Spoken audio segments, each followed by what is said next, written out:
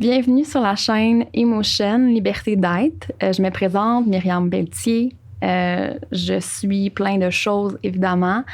Entre autres, une gestionnaire, une femme d'affaires, nouvellement thérapeute énergétique et prof de yoga. La mission de ma chaîne, en fait, c'est de collaborer à ce qu'on se libère des tabous par rapport à la santé mentale et la croissance personnelle. Je crois qu'en tant qu'être humain, on touche tous à la souffrance dans notre vie, que ce soit une fois ou plusieurs fois. On a tous ça en commun et je crois qu'on en parle trop peu, ce qui fait en sorte qu'on se sent parfois seul dans cette souffrance-là. Puis moi, mon but, en fait, c'est de rencontrer de merveilleux humains qui vont venir partager leur histoire, leur cheminement avec une authenticité, vulnérabilité, transparence, dans le but de vous inspirer, de vous donner espoir et de vous faire du bien. Parce que c'est parfois dans la noirceur qu'on apprend réellement à s'aimer, à prendre soin de soi. Puis au final, je pense que c'est parfois un mal nécessaire pour voir la lumière, finalement. Puis aujourd'hui, mon invitée, je l'adore. C'est une fille avec qui je partage mon quotidien depuis 2 ans au niveau professionnel. On travaille ensemble dans la communauté qui est le Wellness Squad. C'est une femme pétillante. Elle a extrêmement de l'énergie. Elle est toujours positive. C'est une créatrice de contenu.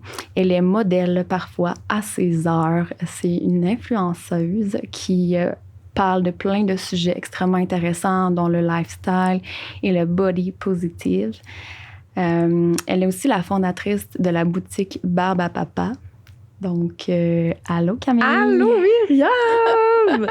Je suis tellement contente d'être à ton podcast. Merci beaucoup d'avoir accepté. Je veux savoir comment tu vas, premièrement. Ça va super bien. En m'en venant pour l'enregistrement du podcast, j'ai réalisé, je sais qu'aujourd'hui, on va parler de, comme tu dis, la souffrance. Mm-hmm. Puis je me préparais un peu à ça parce que moi, ma plus grande souffrance dans ma vie, ça a été de mon trouble alimentaire. Ouais. Puis j'en ai encore je suis dans le rétablissement, mais j'en ai encore des séquelles. Puis j'ai réalisé que de toute ma vie, j'ai jamais parlé ouvertement de ça. Même avec mes amis, j'ai un masque parce que d'avouer à quel point ça peut faire mal, tu sais, l'ego puis le déni m'a empêché de le faire. Ouais. Fait que j'ai jamais vraiment parlé avec ma famille, mes amis, puis même dans des meetings avec des groupes d'entraide. Il y a toujours un petit masque, je pense, que j'ai eu pendant mon rétablissement. Fait que j'ai hâte de voir comment ça va se passer. Ben merci tellement d'avoir accepté. Puis je le comprends qu'il faut du courage pour montrer une facette de nous, tu sais, qui... C'est ça. Je pense que c'est pas toujours facile. Puis je le sais que tu veux inspirer aussi les femmes à travers ça. Puis c'est pour ça que tu le fais. Fait que merci. Puis, j'aimerais ça que tu te présentes comme brièvement. Qui es-tu, Camille? Qui suis-je? Une estie de fuckée. Non, c'est pas vrai. En fait, qui suis-je? Je suis une jeune femme de 28 ans. Je suis extrêmement créative. J'approuve. J'ai une famille d'artistes. Mon père est illustrateur. Ma sœur est illustratrice, maintenant réalisatrice de dessins animés. Ma mère, elle a écrit des livres. J'ai toujours baigné dans la créativité puis dans un environnement qui me permettait d'être qui je suis. Et je pense que ça a été bénéfique pour moi aujourd'hui. Sinon, j'ai plein de projets. J'ai toujours des idées que j'essaie d'appliquer. J'aime ça voyager. J'aime boire du vin, des longues balades. Non, mais... J'adore ça de suivre, honnêtement. Ben, évidemment, je te connais dans la vie, mais j'aime aussi beaucoup suivre ton contenu parce que je trouve que je sais pas, tu partages sur plein de sujets qui m'inspirent. Entre autres, on l'a dit sur le body positif, je te vois en bikini, afficher ton corps et tout ça. Puis dans le fond, aujourd'hui, ben évidemment, on va parler de tes troubles alimentaire. Puis moi, j'ai l'impression, quand je regarde tes photos, que je vois une femme qui s'assume pleinement. Est-ce que ça a toujours été le cas? Mais c'est drôle parce que Instagram, ça a été ma thérapie. Quand j'ai commencé à publier fréquemment, je jouais un peu la game, j'apprenais à apprivoiser les réseaux sociaux. Puis, à un moment donné, je me suis détachée de ça pour être vraiment la personne qui j'étais. Puis, la première fois que j'ai publié une photo de mon corps qui était pas le corps que j'aurais voulu avoir, asti que j'étais gênée. Puis là, je me disais, je voulais le supprimer. Puis je regardais à chaque 2 secondes. Puis finalement, j'ai reçu des messages de filles qui étaient comme, c'est vraiment hot, je me reconnais, on a le même corps, ça fait du bien. Puis ça m'a donné le goût de plus aller vers là. Puis c'était tellement plus gratifiant. Puis c'est drôle parce que quand j'étais jeune, au primaire, mon complexe, c'était mes fesses. Puis maintenant, c'est ça qui est sur mon feed Instagram. Je me rappelle, je portais tout le temps, j'étais au primaire, puis je portais tout le temps une veste sur mes fesses à chaque jour. Puis j'avais un crush sur un gars, puis il m'avait dit on le sait que t'aimes pas tes fesses, tu les caches. Puis ça me rappelle ça que tu m'en parles. Mais maintenant, ils sont sur Instagram, fait que je suis sûre qu'ils ont déjà liké. Fait que tu t'es servi. Tu t'es servi, dans le fond, un peu des réseaux sociaux pour débuter en quelque sorte ta thérapie, genre, sans faire par exprès, ouais. OK. Je pense que c'était comme la première fois, c'était du courage, mais moi, je suis vraiment les mots fake it until you make it. C'est un peu le premier shoot en bikini que j'ai fait. Ouais. Tu sais, avant le shoot, j'ai fait un régime, même en rétablissement, j'ai des hauts et des bas de mon trouble alimentaire. Puis faire un régime, pour moi, c'est un petit peu une rechute, mais pas complète. Puis j'ai mangé des smoothies pour avoir le ventre plat. J'arrive là-bas, je me rentre le ventre, j'essaye, ça s'est super bien passé. Puis finalement, quelques semaines plus tard, ils m'ont rappelé pour un deuxième shooting. Puis j'ai dit, oh my God, ils m'ont aimé comme j'étais, ils ont aimé les photos. Peut-être que j'ai pas besoin de faire de régime, puis je peux juste y aller as I am. Puis, mais la première fois, j'ai fait à semblant. J'ai fake it. J'ai fait à semblant que j'étais confiante, j'ai fait à semblant que c'était moi qui own the place, puis que j'étais confortable. Puis ça a laissé place à être vraiment ça. Parce que ça a marché, puis je suis allée vers là, C'est beau. Puis tu sais, je veux savoir, du plus loin que tu te souviennes, c'est où ça a commencé finalement, ces troubles-là par rapport à l'alimentation puis la perception que tu as de ton corps? L'alimentation, j'ai toujours été gourmande là, toute ma vie. Quand je regarde des photos de... Comme moi. I love food. Puis même aujourd'hui, même en rétablissement d'un trouble alimentaire, je suis une foodie. Quand j'étais petite, tu sais, on me disait que j'avais du beau gras de bébé, mais que j'étais pas grosse. Mais tu sais, c'est vrai que j'ai pas été obèse, mais j'avais peut-être un léger surpoids. Je mangeais en cachette. Je me rappelle qu'après le souper, j'allais dans l'armoire puis je volais des collations qui étaient pour la semaine. Puis j'ai caché dans mes culottes, puis là j'allais dans un coin puis j'ai mangé, puis qui est problématique. Puis tu sais, je sais pas, mes parents ils devaient voir qu'il y avait plus de collation, fait que tu sais, je pense que mes parents, ma mère était pas équipée non plus pour dealer avec ça parce que c'était pas quelque chose qu'on parlait beaucoup aussi ouvertement peut-être à son époque. Mais fait que bref, quand j'étais petite, je mangeais en cachette, j'avais pas full confiance, mais peut-être je manifestais ça ou je rêvassais souvent que quand j'allais être plus vieille, j'allais être confiante puis que j'allais être mince puis que j'allais être bien puis que ça allait mieux aller à ce temps-là. Puis à un moment donné, j'ai fait mon premier régime drastique. Entraînement tous les jours, t'avais plan quel alimentaire. Âge, mettons? J'avais 16-17 ans. OK. Puis quand même très jeune, t'avais cette perception-là que tu devais être mince, mettons. Ouais. C'est ça que t'avais en tête. Tu devais atteindre ça pour être belle, comme. Ouais, mais même au primaire, là, je me disais que plus tard, fallait que là, j'étais grassouillette, puis tout ça, mais que plus tard, j'allais être mince. Mais finalement, j'ai gardé mon beau gras de bébé, puis je pense que ça a fait mon charme. Mais bref... c'est ça, fait que au primaire, j'avais déjà des pensées comme ça. Au secondaire, j'ai fait mon premier régime drastique. Et là, j'ai perdu full de poids. Je pense que c'est la seule époque de ma vie que j'ai été vraiment mince. Mais ça a duré les résultats ont duré 1 mois et demi. Et après, j'ai repris le poids. Et ça a été un constant yo-yo. Je m'étais même ouvert une page genre blog dans laquelle je partageais mes repas. Mais puisque je n'étais pas capable de suivre mon propre plan alimentaire que je m'étais imposé, ben je me faisais vomir. Fait que je publiais des photos de mes repas, de mon ventre, puis de mon corps, puis je me faisais vomir. Tu sais, c'était vraiment malsain. Tu sais, ça a duré plusieurs années à me faire vomir tous les jours. J'ai perdu mes menstruations. Je faisais de l'hyperphagie. Fait que l'hyperphagie, c'est manger sans pouvoir t'arrêter. Puis la bouffe, ça buzz, là. C'est quand t'as mangé à être pleine jusqu'au bout, ben t'es saoul, là. T'es saoul on food. Puis j'ai mangé dans les poubelles, j'ai mangé en cachette, j'ai commandé tout seul des fast-food là, pour 5-6 personnes que j'ai toutes mangé.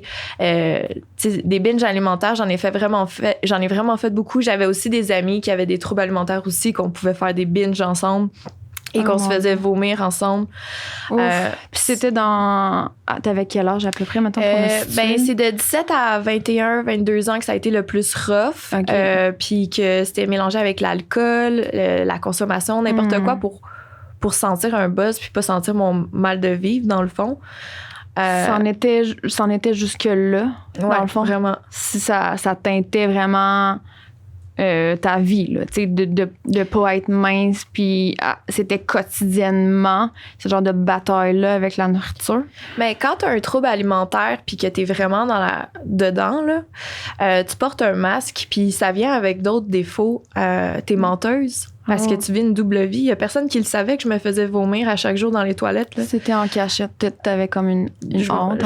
J'étais super honteuse. Puis même quand j'ai commencé à aller dans des groupes d'entraide, je parlais pas fort. Là. Quand j'étais vraiment dans la maladie, c'était ma plus grosse honte. Mes chums le savaient pas.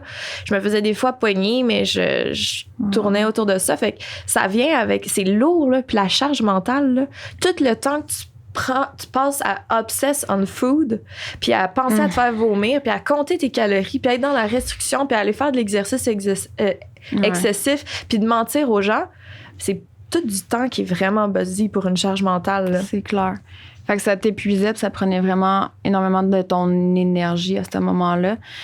Puis, dans le fond, toi, tu étais convaincue que tu devais être mince. Dans le fond, c'est ça qui te drivait dans cette... J'imagine que c'est sûr que c'était pour avoir le corps de mes rêves. Puis, tu sais, récemment, j'ai lu un petit peu sur la thématique, le deuil du corps parfait.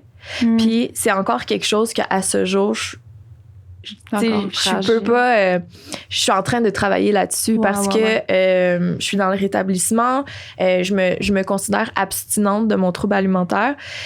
Mais des miettes de ça, c'est vraiment mon image corporelle qui peut être malsaine. Puis autant qu'une semaine, je peux me sentir on top of the world que la semaine passée. J'ai vraiment fait une grosse crise de body dysmorphia.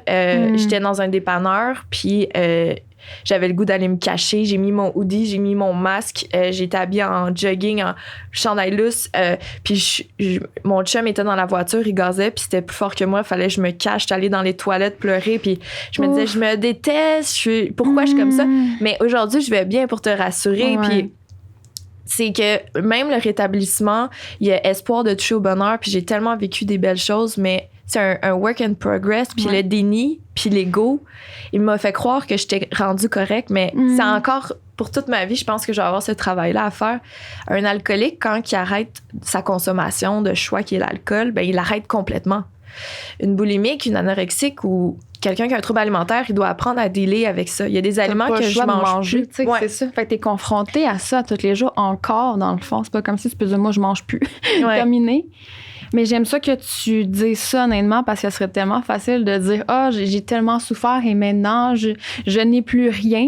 Comme la réalité, souvent, c'est pas ça. C'est des hauts et des bas, là, puis je vais jongler avec ça probablement toute ta vie. Fait que j'aime ça que tu le dises. Puis, dans le fond, si tu veux rentrer peut-être un peu plus dans le détail sur qu'est-ce que tu as fait exactement justement dans cette période-là plus sombre? Là, tu me disais que tu te faisais vomir.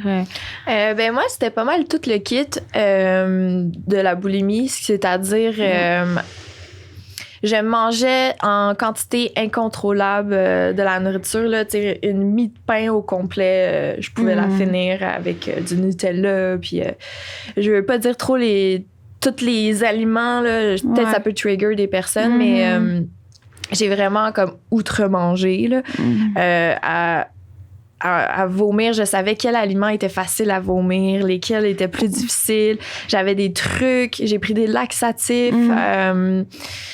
J'ai fait de l'exercice à 3 heures du matin parce que j'étais saoule puis que je me sentais mal d'avoir mangé du McDonald's. Quand mes amis sont rentrés, moi, j'étais allée au gym. C'est une obsession complète, un trouble alimentaire sur le désir de contrôler son apparence physique et son bonheur, comme si avec la nourriture. Puis on perd le contrôle, c'est la nourriture qui prend contrôle de nous. Et je pense que tout le monde, tous les humains, ça n'existe pas beaucoup la relation parfaite avec la nourriture. Surtout dans une société dans laquelle on vit, c'est très difficile d'entretenir une relation saine. Toutes les personnes que je connais personnellement sont pas parfaits de ce côté-là. 100%. Peut-être pas à manger dans les poubelles comme je l'ai fait dans mon passé, mais d'outre-manger, la culpabilité, de se sentir mal, c'est toutes des choses qu'on vit tous. Là. Il y a un côté émotif, beaucoup avec la nourriture. Donc, je pense que chaque être humain peut relate à ça. Écoute, moi, je relate à 100% pour avoir, moi aussi, vécu plusieurs choses par rapport à la nourriture. J'ai un background en fitness. J'ai fait des compétitions. J'étais allée dans la restriction extrême à faire justement des plans alimentaires beaucoup trop restrictifs pour ensuite tomber dans les excès parce que, je veux dire, tu t'es privé trop longtemps et tout ça. Donc, je pense qu'il y a énormément de femmes et même beaucoup d'hommes aussi qui peuvent relate à ça. Puis, dans le fond, est-ce que tu as eu un élément déclencheur à un moment donné qui t'a dit, OK, tu sais, je me fais souffrir? Tu sais, au final, y a-tu comme un moment que tu t'es dit, c'est assez, comme je dois trouver une solution, aller chercher de l'aide? Mais mon trouble alimentaire m'avait fait que j'avais plus mes règles. Ça, c'était comme, OK, je suis pas en santé, c'est pas normal. Mes dents, mon dentiste avait remarqué que il s'était dégradé un petit peu. Puis ayant une obsession en voulant être parfaite, j'étais comme, oh mon Dieu, c'est un bon argument si ça me rend plus laide d'une certaine façon. Tu sais, complètement obsédée avec le physique, que mon premier red flag, ça a été, peut-être que ça peut me rendre moins belle finalement. Mais aussi, toute la souffrance, puis j'ai commencé à aller dans des groupes, tu sais, j'étais tannée de vomir, là. Autant je pouvais vomir, puis mes amis venaient me chercher, puis c'était comme si de rien n'était. Je commençais la soirée, que j'étais vraiment malheureuse, puis je voulais vraiment m'en sortir, puis j'allais dans des groupes, puis j'étais dans le fond de la salle, puis j'écoutais les gens, puis ça semait des graines, là, qu'il y avait un espoir, puis qu'il existait une solution, puis j'ai vraiment de la chance d'avoir des gens vraiment proches de moi qui ont passé par là, puis qui m'ont beaucoup aidée. Mais à un moment donné, c'était un peu mon bas fond à cette époque-là. Puis j'ai pris un one-way pour Los Angeles.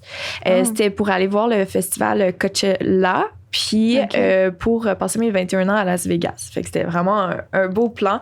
Wow. Je me rappelle que j'avais dit à mes amis que je savais pas c'est quand que j'allais revenir.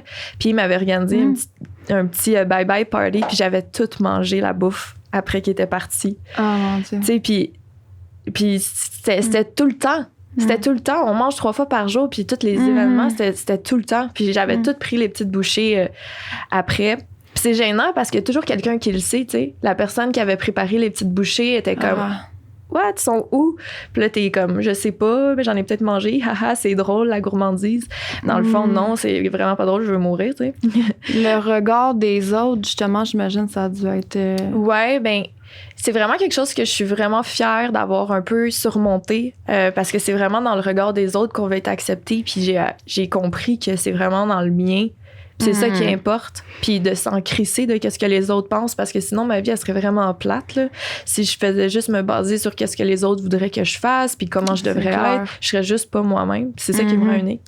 Puis c'est ça, je suis allée à LA puis avec tous les petits bagages de rétablissement que j'avais fait dans les groupes, avec les gens de mon entourage, des exercices de journaling, un self-reflection, tu sais, d'arrêter d'être dans le déni puis une rigueur honnêteté envers moi-même. J'étais pas parfaite, mais j'avais comme un bagage en tête et quand je suis allée à LA, j'ai comme vécu le moment présent. T'sais, ça m'a enlevé cette charge mentale-là parce que j'étais occupée à rencontrer des nouvelles personnes.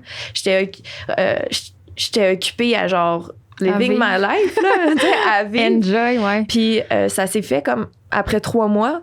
J'étais sur une plage de Tijuana au Mexique avec un dude. Puis là, je suis comme, oh mon Dieu, j'ai mes règles. Puis là, j'ai dit, oh mon Dieu, je me suis pas fait vomir depuis 3 mois. Puis là, j'ai su que j'étais capable. Puis j'ai eu quelques rechutes après ça. Puis ça a quand même été... Je me rappelle, j'ai pleuré de joie. Puis je pense pas que j'ai pleuré de joie souvent dans ma vie. Mais là, j'avais pleuré. Genre, d'habitude, je suis comme... Maintenant, je suis pas contente dans mes règles, mais là, j'étais vraiment contente de les avoir parce que c'était un signe de rétablissement puis qu'il y avait une lumière au bout du tunnel. Puis suite à ça, j'ai eu plusieurs rechutes. J'ai continué les groupes d'entraide. J'ai beaucoup parlé avec des gens. Puis c'est vraiment de la rigueur, honnêteté.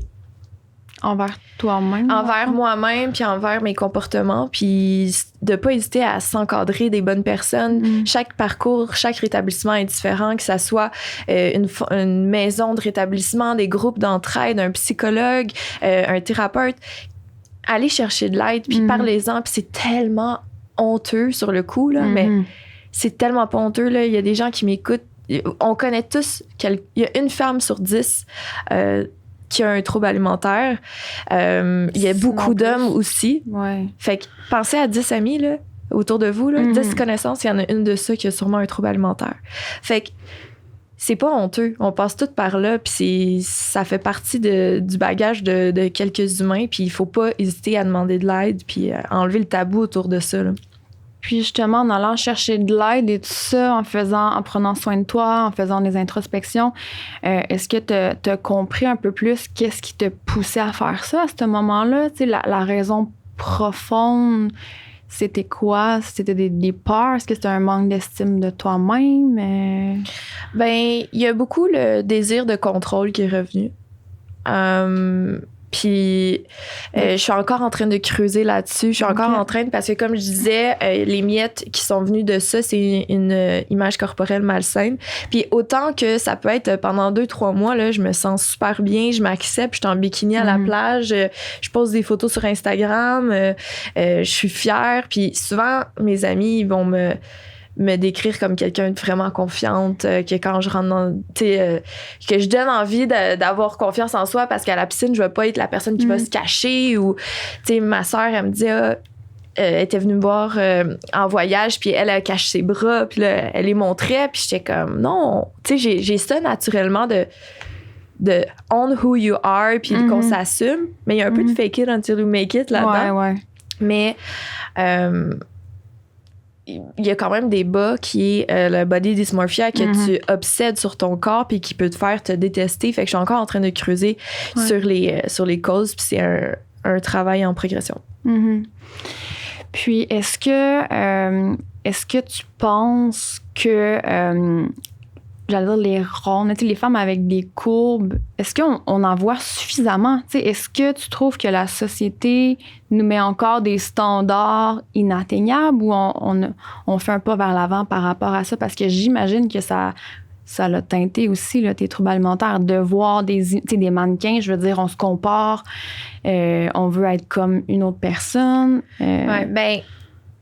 C'est sûr qu'il n'y en a pas assez, puis c'est sûr qu'il y en a plus qu'avant, mais dernièrement, il y a eu une campagne de swimsuit Sport Illustrator, là, puis on fait une campagne avec une belle diversité au niveau des modèles. Puis quand j'ai vu ça, là, j'ai dit « Oh my God! Je veux être sur la prochaine édition! » là. Puis, tu sais, dans le sens, si la petite Camille, là, qu'elle dit « quand je vais être grande, je vais être mince, puis je vais être plus heureuse. » Là. Ouais. Si elle avait vu cette campagne-là de filles avec de la diversité, mais qui sont belles, puis qui rayonnent, puis qui sont sexy, puis qui sont confiantes, j'aurais dit, ben j'ai pas besoin d'être mince. C'est ça. Peut-être que je peux développer ma confiance en moi, mais ça va pas dépendre de mon corps. Puis, tu sais, c'est sûr que c'est pas parfait pantoute, puis il y a un long travail à faire, mais je suis positive sur le fait qu'on va vers quelque chose de mieux, mais tu sais, il y a tellement... Juste magasiner, là, on se rend compte que c'est pas chill, là. Tu rentres dans une boutique, je me considère que je suis pas obèse, j'ai de la misère à me trouver des pantalons, puis c'est fou. sais, les tailles, la façon que tout est fait, les magazines, ce qu'on voit à la télé, moi, je suis vraiment pour qu'on en voit encore plus de la diversité, puis montrer aussi que c'est pas juste le physique, parce que un des affaires avec le body diversity, c'est qu'on met encore l'emphase sur le corps. C'est encore ça. Tous les corps sont beaux. Non, on s'en fout. Tous les humains sont beaux, puis toutes les âmes sont beaux, puis on s'en crisse de notre enveloppe. Puis je suis pas encore là. Comme je te dis, je suis en train de lire sur le deuil du corps parfait, puis je peux pas dire que je suis là, mais tant mieux si on fait tout un travail en tant que société, puis je pense qu'on est tous rendus là, puis qu'on est down. Là. Puis est-ce que c'est pour ça que tu es modèle aussi, justement, parce que tu t'es dit, moi, j'en ai pas vraiment vu de modèle quand j'étais plus jeune qui me montrait comme que j'ai le droit de pas porter du X-small, mais d'être, tu sais, fucking chaude. Est-ce que c'est un peu ça qui a motivé aussi, genre, le fait de vouloir participer à des campagnes puis de montrer que... mais tu sais, j'ai toujours été down avec la caméra, être devant la caméra, tu sais. Je suis pas gênée de ça, parler dans un micro, tu sais, je suis vraiment contente, mais je me disais, quand je vais être belle, je vais pouvoir le faire. Quand je vais être mince. Fait que oui, c'est quand j'étais plus mince, là, j'avais aucune demande de mannequinat. Puis c'est juste quand que j'ai pris du poids, puis que puis je tiens à dire que ce poids-là est synonyme de mon rétablissement. C'est parce que je n'ai pas de trouble, que je ne suis pas en rechute, c'est parce que je suis abstinente de mon trouble alimentaire que j'ai ce poids-là. Ce poids-là est mon poids santé. C'est ça. Je fais du sport, je mange bien, je suis balancée, je mange la poutine parfois. Je suis équilibrée, puis c'est ça que j'ai. Ça me fait penser que moi aussi, tu sais, j'ai joué au yo-yo pas mal avec mon poids, puis je me souviens que j'avais perdu du poids, ça fait quoi là, 2 ans, je pense, puis que les gens, tu sais, ma famille, entre autres, m'avaient comme félicité, tu sais. Puis je me souviens que ça m'avait marqué parce que dans ma tête, je me disais, vous avez aucune idée, genre, à quel point que je vais pas bien en ce moment. Tu sais, j'étais comme en séparation. Il y a rien qui allait bien, genre, j'étais super anxieuse. C'est pour ça que j'avais perdu du poids, tu sais. Puis on me félicite parce que c'est comme si être mince, c'était associé à prendre soin de soi, comme. Puis que là, c'était comme me souligner que j'étais plus belle comme ça, puis ça m'avait un peu troublée, honnêtement, tu sais. Fait que peut-être de juste mentionner aux gens de faire attention à ça, comme parce qu'on pense que les gens vont être contents quand on le souligne, mais ça peut aussi avoir un effet un peu pervers, tu sais. Puis, est-ce que tu en reçois comme des jugements, toi, par rapport à ton poids, mettons, c'est des commentaires? Ben, tu sais, Myriam, on est dans une société vraiment grossophobe. Je suis grossophobe. Puis je travaille là-dessus. Puis je m'en rends compte avec des pensées que j'ai envers moi-même. Puis que j'essaie d'enrayer. Tu sais, je travaille là-dessus vraiment fort, mais on a été moulés à être grossophobe parce que on a été moulés, comme tu dis, on peut pas en vouloir à chaque personne qui nous dit que ça t'as l'air plus en santé parce que t'as maigri, you look good. Parce que on est tous en tant que société ancrés, on est tous des grossophobes là. Puis c'est pour ça qu'on se parle comme des merdes envers nous-mêmes quand on prend du poids, puis c'est pour ça qu'on s'aime pas, puis qu'on est nos propres bullies. Puis je pense que c'est extrêmement maladroit ce genre de compliments sur le poids. C'est des complimardes. Mais je pense que ça vient pas nécessairement de quelque part de méchant. Non, c'est clair.